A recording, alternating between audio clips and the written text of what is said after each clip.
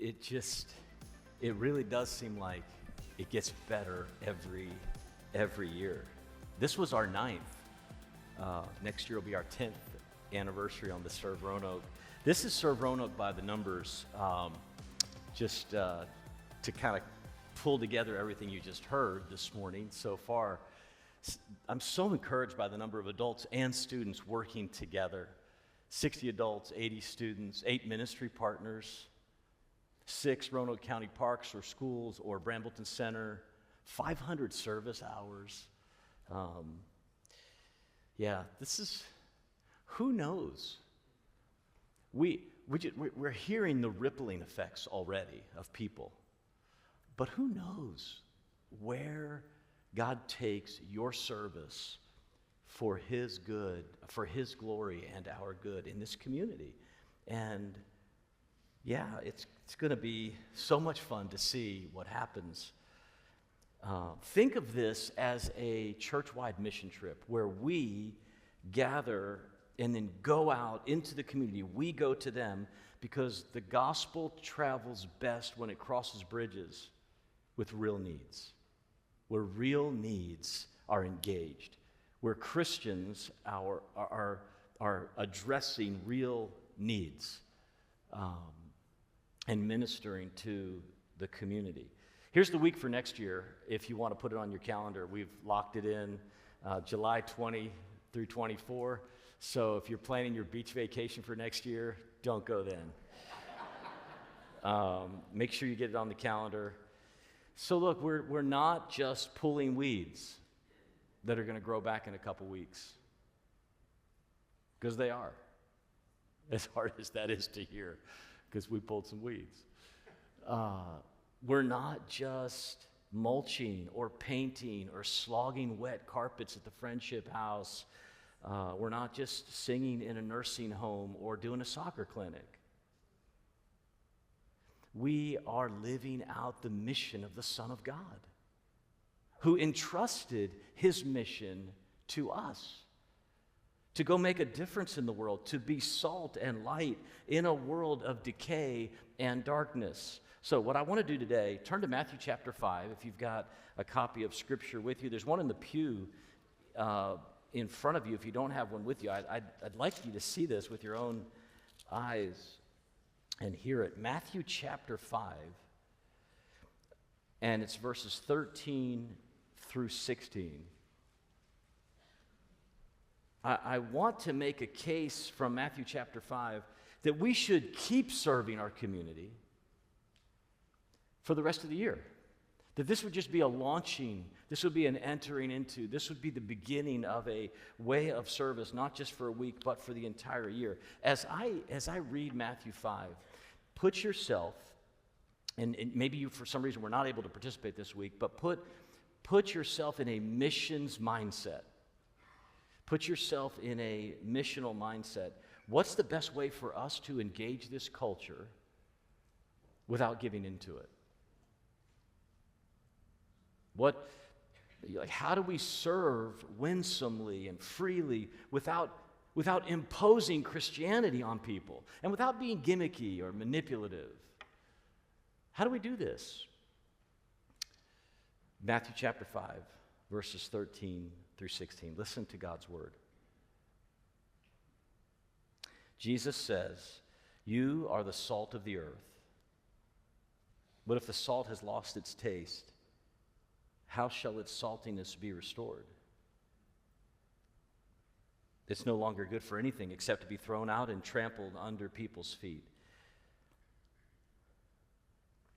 You're the light of the world. A city set on a hill can't be hidden.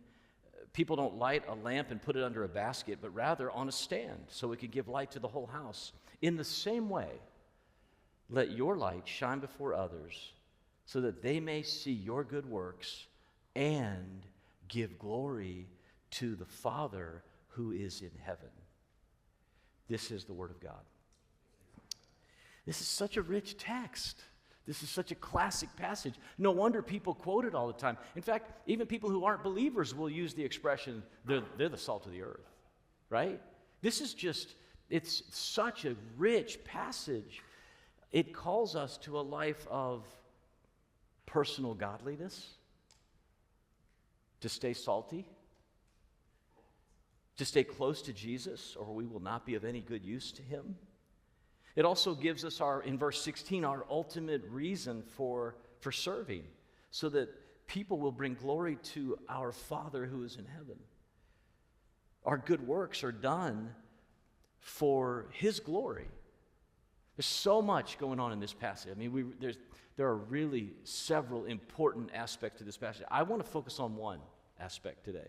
One thing about this passage, and it's the missional aspect. It's the missional influence that the disciples will have in their present culture.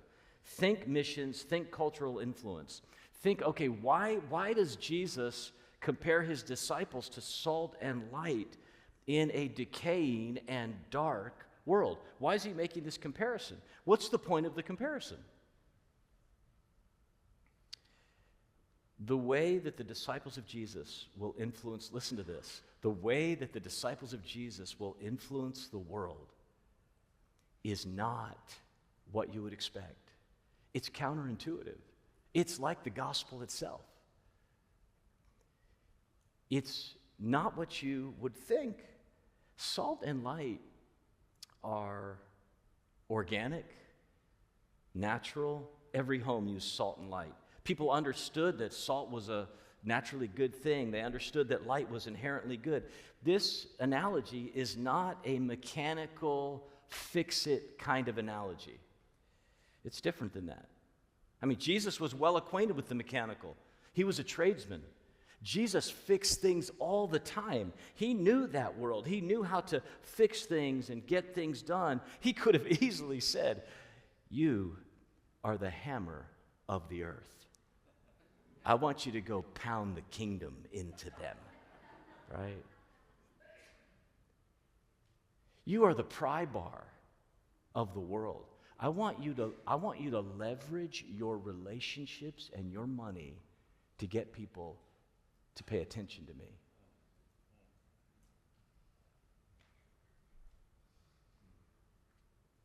But that's not what he does.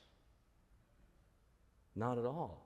Because that's not how the kingdom of Jesus works. It's more like salt, and it's more like light. Let me show you what I mean. Number one, you're the salt of the earth. Verse 13. In the ancient world, so it's true, it was true then, it's true today. There are two main purposes for salt, right? To preserve and then to enhance flavor. Same thing back then, same thing we use salt for today. So to preserve foods, you would say cut and trim your meat, and then you would rub it down with coarse salt, and you would put it in a cool, dry place, and you could keep it indefinitely and eat it when you needed to. It had a really powerful, salt has a powerful preventative effect. It will prevent spoiling and decay that otherwise would start to happen in just a few hours. Jesus is making a pretty radical claim about his disciples. Think about this. That the disciples of Jesus will have a preserving, redeeming effect on that which they touch and come into contact with and give themselves to, apart from which the world would otherwise just rapidly decay and corrupt. Salt has a preserving effect. Today in Roanoke, Virginia, and all around the world, like this is happening, followers of Jesus Christ who live in ways that are pleasing to God have a preserving effect on family life, social media, the business world, in schools, in law enforcement, every arena in life. It's happening. It's happening now. God is manifesting the presence of his kingdom and at the same time restraining worldliness that otherwise would accelerate exponentially. That's part of why we're still here as believers. A 15-year-old disciple says to his friend, who says, "You need to see this on my phone. She is hot." And he says, "No, I've made a commitment to not look at women that way. I don't look at pornography, and I don't want to look at this. And you shouldn't be looking at pornography on your phone because it dishonors and demeans and objectifies.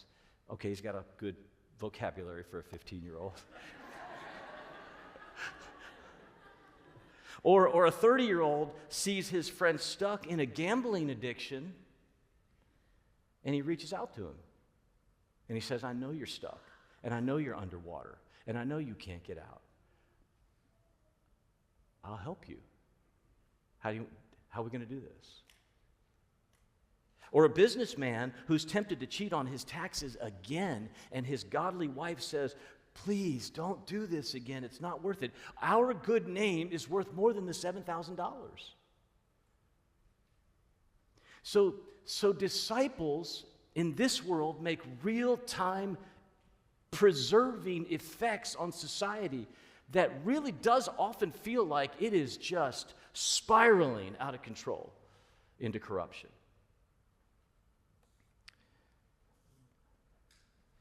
For the preserving effect of disciples to work, we have to retain our saltiness, our godliness, our distinctiveness, not a legalistic distinctiveness, not a judgmental saltiness, not a withdrawal from the world kind of distinctiveness. But if you want to read about this, it's the salty character of humility and mercy and perseverance and peacemaking and blessing that the Beatitudes just introduced to us in Matthew chapter 5. And coming out of the Beatitudes and all the character of the kingdom, then Jesus says, look, you're a salty people. Be that. Be humble. Be grace. Be kindness. And you will preserve the decay of this world. The second thing that salt does, and I think this is often by Christians downplayed. The second thing is that salt enhances flavor, right? Don't you love salt? Some of you are like, you're on your blood pressure medication. You're like, man, I want some salt back in my life. You know, it enhances, it draws out the existing goodness. Jesus has this in mind also. I think Jesus has in mind the tastefulness of Christianity, the goodness, the grace that makes everything better that it touches. In our American context, especially since the sexual revolution of the 60s, the church has strongly emphasized its role to preserve morality and virtue in culture. And in many ways, we're thankful for that.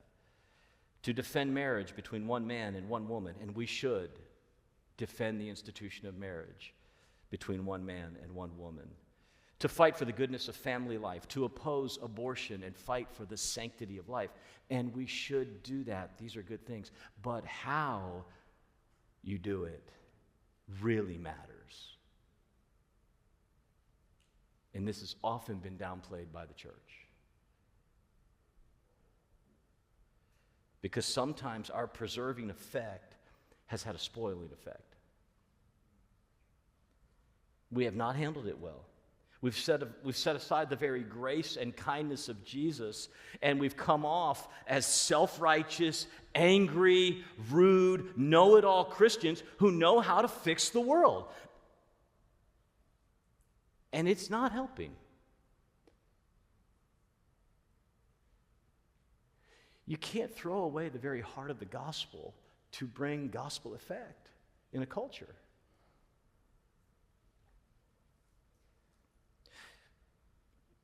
There's more, let me say it this way.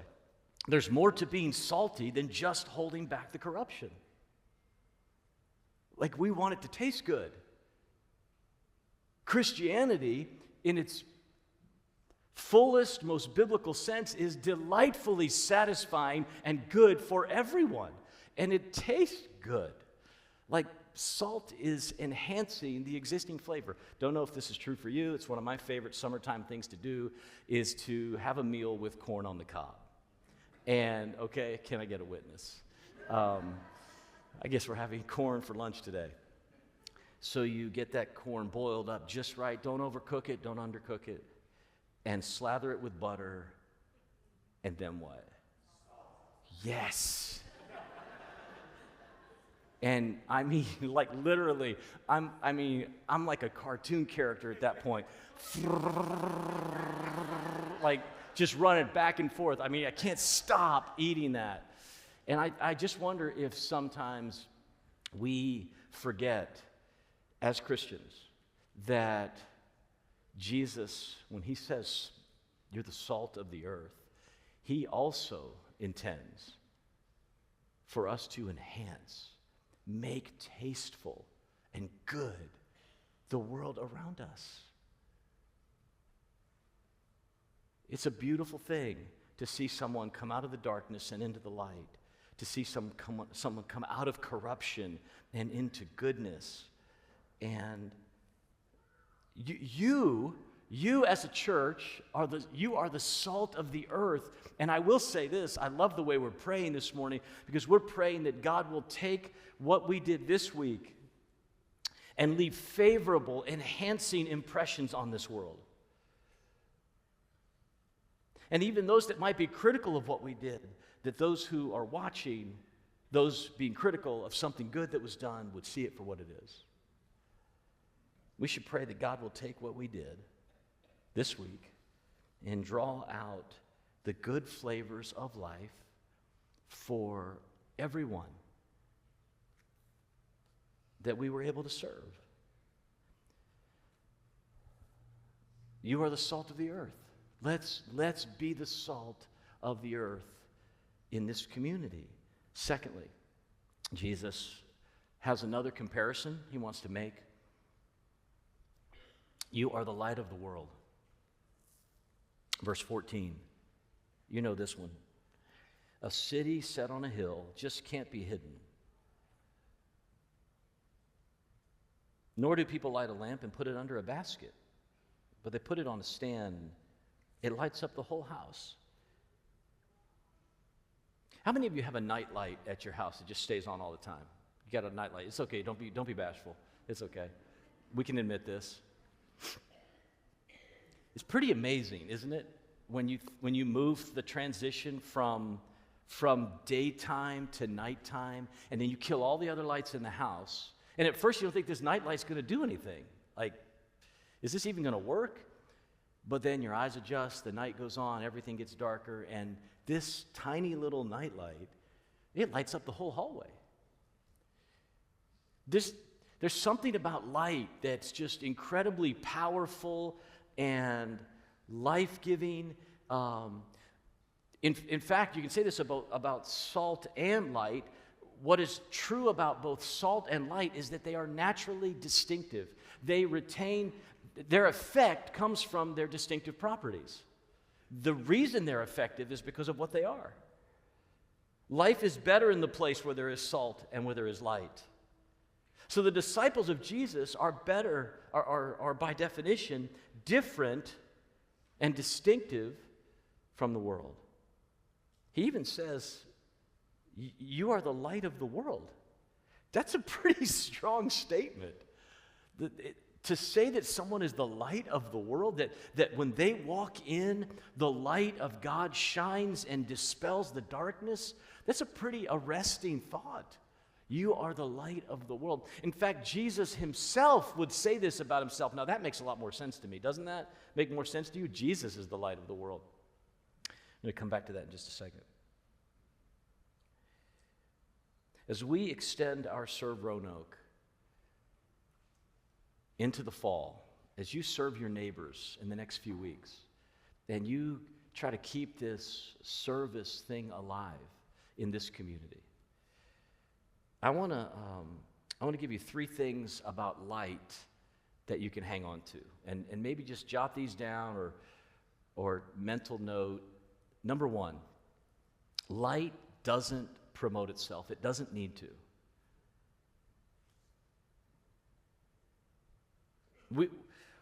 We don't want to be the church that promotes itself. Let's not be the church that promotes itself.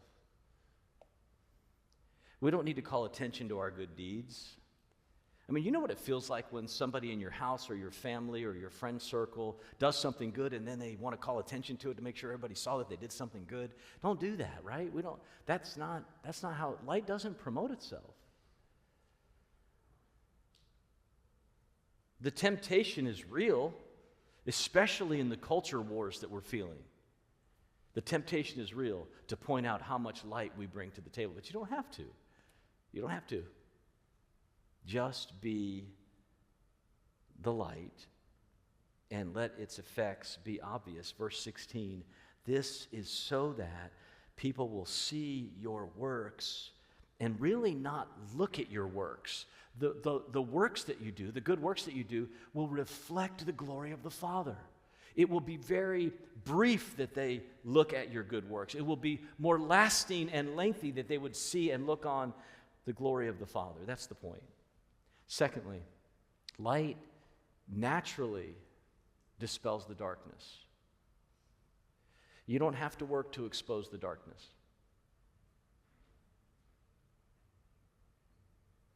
You don't have to make it your job to expose the darkness. Work on being a light with integrity. Let your conversations and friendships, let that tense moment, let it happen. Don't be afraid of that. But be careful not to use the light that you do have to expose the mistakes and the wrongs of others. That will so quickly slide into a form of judgment, something God's Spirit alone is supposed to do. Here's the third thing. Light is hopeful. Be hopeful. Light is attractive. Be attractive. Light is safe and secure. Be a place of safety and security for people.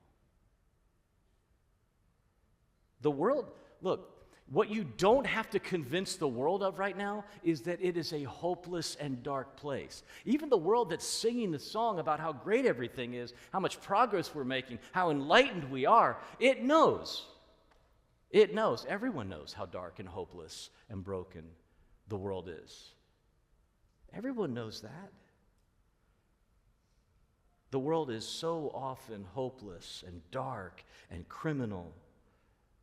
But you, by your presence, you really can bring hope and security and truth. Do people enjoy, simple question, do people enjoy being around you? Do they like you?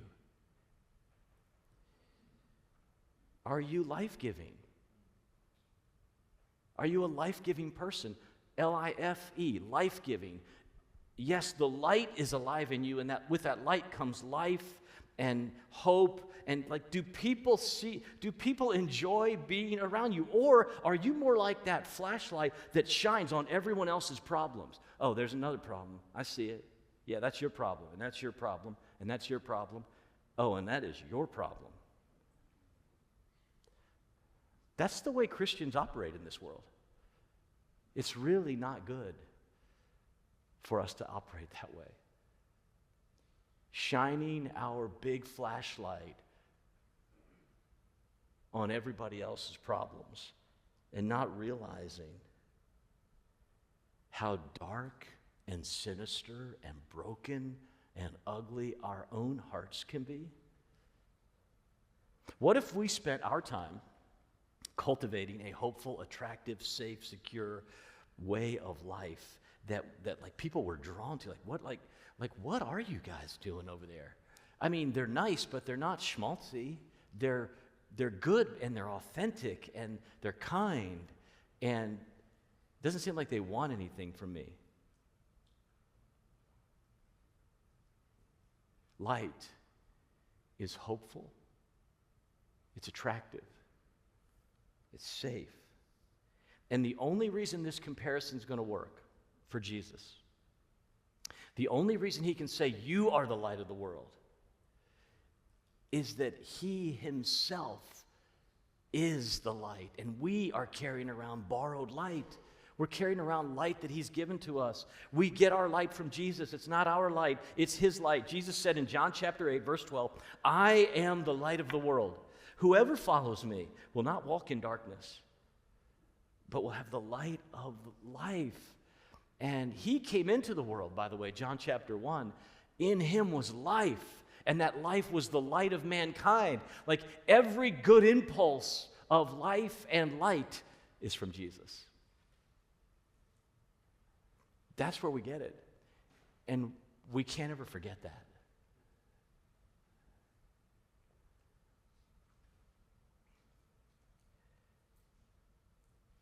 If today you are